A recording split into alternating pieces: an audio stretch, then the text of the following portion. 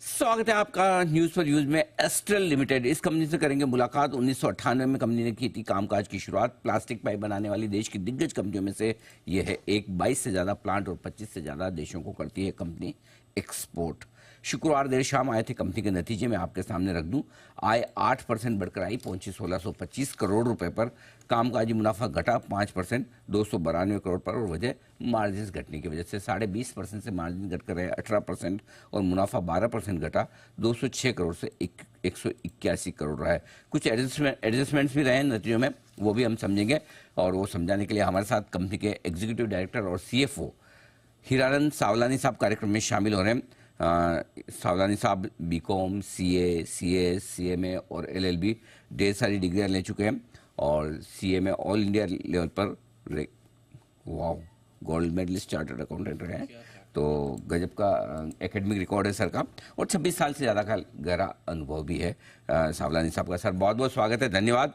गजब की कितनी 5-6 डिग्री तो मैं पढ़ पा रहा हूँ और भी आई एम श्योर बहुत सारी होगी जो आपने लिखी नहीं होगी। ज़बरदस्त रिकॉर्ड रहा है आपका। आइए रिजल्ट पर बात करते हैं। पहले तो समझाएं सर, इस तिमाही में नंबर थोड़े से सुस्त, हल्के, ढीले नजर आ रहे हैं। कुछ ठंडी रही है तिमाही, कोई खास वजह सर? नहीं नहीं सर, ऐसा कुछ भी नहीं है। ऑन द कॉन्ट्रेरी ये तिमाही तो बहुत शानदार रही है। अच्छा। अगर आप देखोगे तो हमारा वॉल्यूम ग्रोथ 23% है। वो one of the highest growth है आफ्टर सो मेनी इयर्स, आप देख सकते हो। तो ऐसा कुछ भी नहीं है। लेकिन क्या हुआ है कि पॉलीमर के भाव जो नीचे थे, उसकी वजह से टॉप लाइन थोड़ी अफेक्टेड हुई है। अदरवाइज मेरे हिसाब से नंबर तो बहुत शानदार है। परफेक्ट। तो चलिए, वॉल्यूम ग्रोथ तो वाकई में अगर आप कह रहे हैं 23% की तो दमदार रही, तो फिर क्यों मार्जिन और ऑपरेटिंग लेवल पर प्रॉफिट कम आया? 292 करोड़ है, 5.5% घटकर, और मार्जिन जो घटे हैं करीबन करीबन 2.5% के आसपास, इसकी वजह? उसका रीजन ये है कि लास्ट ईयर हमको एबनॉर्मल गेन था, इन्वेंट्री गेन थे लास्ट क्वार्टर के अंदर, तो उसकी वजह से मार्जिन शानदार था। ये क्वार्टर के अंदर इन्वेंट्री गेन नहीं है, तो उसकी वजह से वो हमने लास्ट टाइम भी Q4 के अंदर बोला था कि ये मार्जिन एबनॉर्मल मार्जिन है और वो सस्टेनेबल मार्जिन नहीं है। वो हमने क्लियरली गाइड भी किया था स्ट्रीट को। तो मेरे हिसाब से जो मैनेजमेंट ने गाइडेंस दिया था उससे तो बेटर ही है नंबर। हमने जो गाइडेंस दिया था उस रेंज के अंदर ही है हमारा गाइडेंस। अगर फुल ईयर के हमारे कंसोल नंबर भी देखोगे तो लास्ट ईयर से हमारा मार्जिन इंप्रूव हुआ है। बढ़िया। तो रीजनेबल मार्जिन 15 से 16% लेकर चले सर? ये साल 16 से 18% के बीच में मार्जिन रहेंगे फुल ईयर के। और वॉल्यूम ग्रोथ सावलानी साहब, और इस साल के लिए वॉल्यूम ग्रोथ का कोई अंदाजा?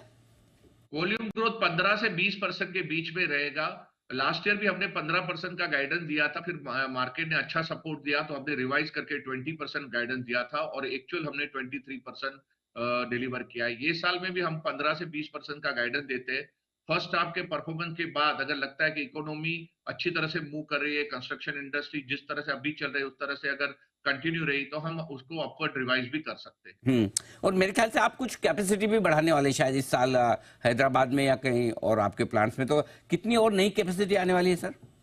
तो करीबन 1,30,000 मीट्रिक टन की नई कैपेसिटी आने वाली है। हमारा जो हैदराबाद का प्लांट है वो करीबन 70,000 मीट्रिक टन का है, और वो जो जून में शुरू हो रहा है।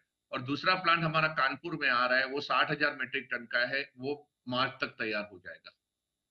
आपने दोनों ही सेगमेंट्स के बारे में बताएं। एक तो आपका जो चूंकि प्लम्बिंग और पाइप्स वाला बिजनेस है, दूसरा एडेसिव्स में भी आपने एंट्री की थी। तो ये बताएं सर, दोनों सेगमेंट्स में किस तरह का बिजनेस आउटलुक दिख रहा है? तो पाइप में जैसे हमने बताया कि 15 से 20% वॉल्यूम का आउटपुट रहेगा। और अगर जिस तरह से अभी पॉलीमर के प्राइस इंच अप होना शुरू है, तो हमको लग रहा है कि पॉलीमर अभी बॉटम आउट हो गया है। 2-3 दिन पहले ही ₹2 प्राइस बढ़ा हुआ है, तो करीबन 3% के आसपास रॉ मटेरियल के प्राइस बढ़े हैं। और भी हमको लगता है कि अगले 1 से 2 वीक के अंदर अनदर 3-4% का प्राइस बढ़ने वाला। अगर ये वैल्यू ग्रोथ कंटिन्यू रहता है तो मेरे हिसाब से वैल्यू काफी अच्छी आएगी नेक्स्ट ईयर से। अगर ये साल भी अगर आप देखोगे ना, तो हमारे ओवरहेड पूरे एब्सॉर्ब नहीं हो पाए क्योंकि टॉप लाइन अफेक्टेड था। अगर वैल्यू ग्रोथ भी आ जाता है तो मार्जिन भी इंप्रूव हो जाएगा नेक्स्ट ईयर।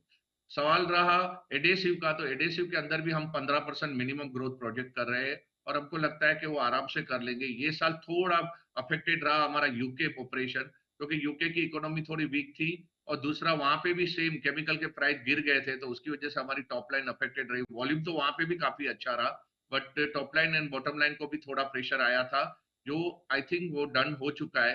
तो अगले साल में यूके भी काफी अच्छा परफॉर्मेंस करेगा। हमारा एक्सपेक्टेशन है डबल डिजिट ग्रोथ यूके से भी आएगा। और दूसरा इंडिया ऑपरेशन तो वैसे भी 15 से 20% रेगुलरली पिछले 5 साल से ग्रोथ कर रहा है। बिल्कुल ठीक बात है।